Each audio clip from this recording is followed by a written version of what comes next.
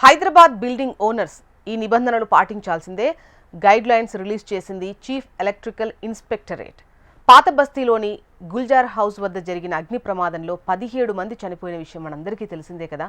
Short circuit కారణంగా ఈ ప్రమాదం జరిగిందని ప్రాథమికంగా ఒక నిర్ధారణకు వచ్చారు. అయితే ప్రభుత్వం వాస్తవాలను నిగ్గు తేల్చేందుకు నాగ్పూర్ నుంచి నిపుణుల బృందాన్ని రప్పించబోతోంది.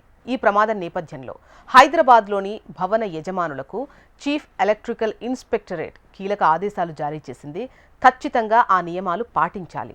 హాస్పిటల్స్, మల్టీ స్టోర్ బిల్డింగ్లు, బహుళ అంతస్తుల అపార్ట్మెంట్లు, వాణిజ్య సముదాయాలు, సినిమా హాళ్లు, హోటళ్లు, ఇతర ప్రజా సౌకర్యాలకు నిబంధనలు వర్తిస్తాయి అని చెప్పింది. ఇక చీఫ్ ఎలక్ట్రికల్ ఇన్స్పెక్టరేట్ సూచించిన నిబంధనలు పాటించకుంటే విద్యుత్ చట్టం 2003 ప్రకారం కఠిన చర్యలు తీసుకుంటామని ప్రకటనలో తెలిపారు.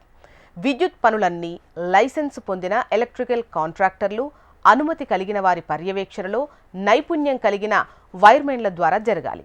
లైటింగ్ సర్క్యూట్లకు 30 MA ELCB, RCCB, పవర్ సర్క్యూట్లకు 100 MA ELCB అమర్చాలి. విద్యుత్ వైరింగ్, ఇన్స్టలేషన్లు central electricity authority regulation 2023, national electrical code 2023, national building code 2016, ISIEC ప్రమాణాలకు లోబడి ఉండాలి. లైటింగ్కు 1.5 స్క్వేర్ మిల్లీమీటర్, పవర్ పాయింట్లకు 2.5 స్క్వేర్ మిల్లీమీటర్, AC యూనిట్స్కి అయితే 4 స్క్వేర్ మిల్లీమీటర్ ఉండే సరైన కేబుల్ సైజులు వాడాలి. ఓల్టేజ్ హెచ్చు తగ్గులను ఉన్నటువంటి ప్రాంతాల్లో స్టెబిలైజర్స్ యూజ్ చేయాలి.